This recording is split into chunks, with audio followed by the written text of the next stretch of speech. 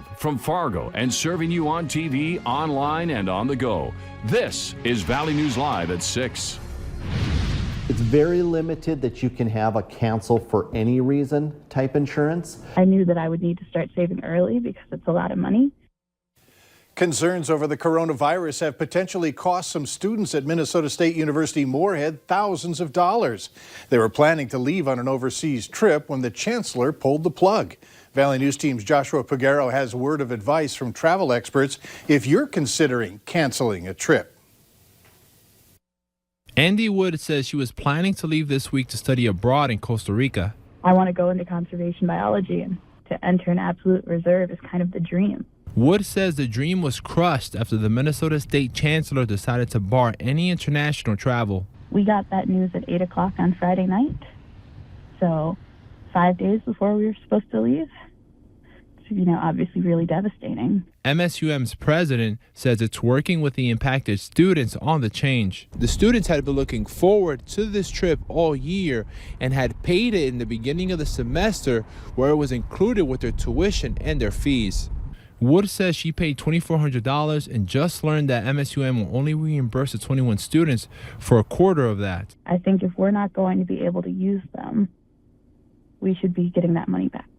After contacting the school, we learned that they will try to work with the students, but would not guarantee full reimbursement. Todd Ganji of Travel Incorporated says if you have a trip planned and are looking to cancel, read the fine print, even if you have travel insurance.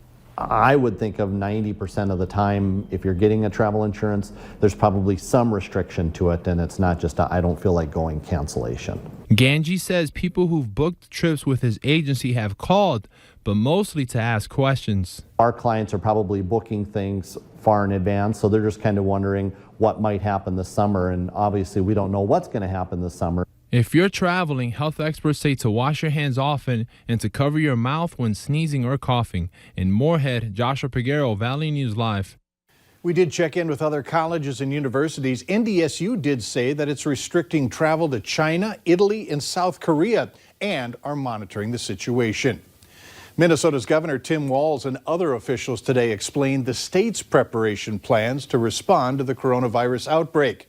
Health Commissioner Jan Malcolm said that there are no confirmed cases in Minnesota at this time. Preparation is not panic. Preparation is the right thing to do. And I think we would be remiss if we didn't understand that, as the commissioner said, this will get to Minnesota at some point, and preparation is the way that we are able to contain it. Governor Walz added that they are planning to keep the numbers low in hopes that the state healthcare system is prepared to respond quickly. Researchers at the Johns Hopkins University have created a live map and dashboard allowing you to track the global spread of the deadly virus. And you can check it out right now on our website. Go to valleynewslive.com. The map updates data daily from the World Health Organization and the Centers for Disease Control and Prevention in the U.S., China, Europe, and other countries. Much of the same in our weather, with temps just warm enough to melt. The wind, I guess, could ease up a little bit. Let's turn to First Alert Chief Meteorologist Hutch Johnson, who's here with your No-Wait weather planner. Hutch? Mike, we do have some areas getting some flakes of snow, wet road surfaces, and some slippery, slushy roads developing mainly in our northern counties. Here's a look at I-29 near Pembina. You can see the wet interstate there, but the clouds are starting to break as the snow is exiting the Pembina area for now in northwest Minnesota. A narrow band of snow moving through southeast North Dakota. Very little falling here in the FM area, so not all of this is reaching the ground. The radar's picking up snowflakes up at cloud level. Foston, some light snow there. Some snow moving through northwest Polk County, and the Rock Lake area seeing a heavier batch showing up on radar right now, moving out of Canada along the international border. Hey, it's mild out there. Mild enough for rain out to the west. That's not the case along Highway 11. Donaldson picking up some slushy snow on Highway 11. Temperatures in the 30s here in the FM area. Wind not too bad this evening. I cannot rule out a sprinkle drop or a flurry here in the valley, but most of the snow that will accumulate to a ½ inch stays up to the north. Your hour-by-hour forecast for the week ahead here, Mike, in just a few minutes. All right, thanks a lot. You bet. We have now learned the name of the body found in South Fargo last week as 44-year-old John Ross.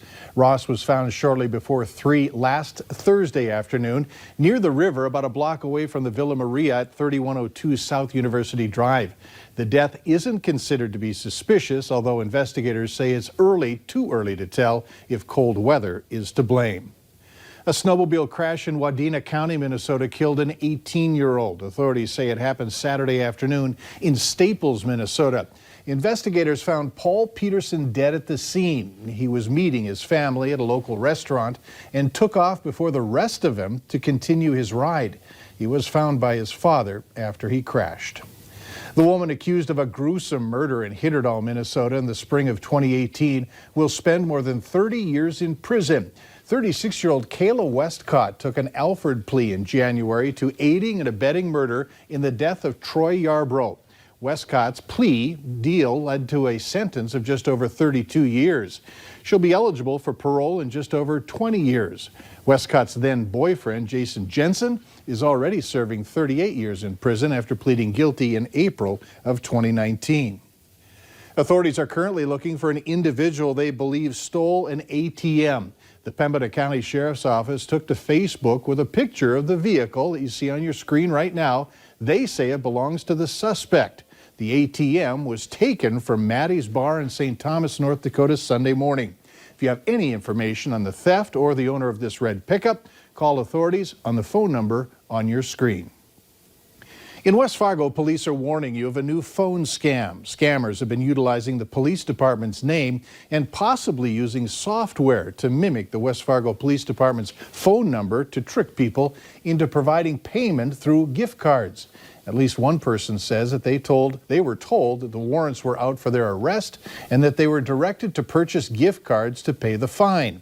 Authorities say they will never request nor accept gift cards as a form of payment for any fine or payment that is due. Minnesota U.S. Senator Amy Klobuchar has ended her presidential campaign. She is in Dallas, Texas, and is expected to join Vice President Joe Biden at his rally tonight, where she will endorse him. Klobuchar's decision comes one day after former South Bend Mayor Pete Buttigieg dropped out of the race.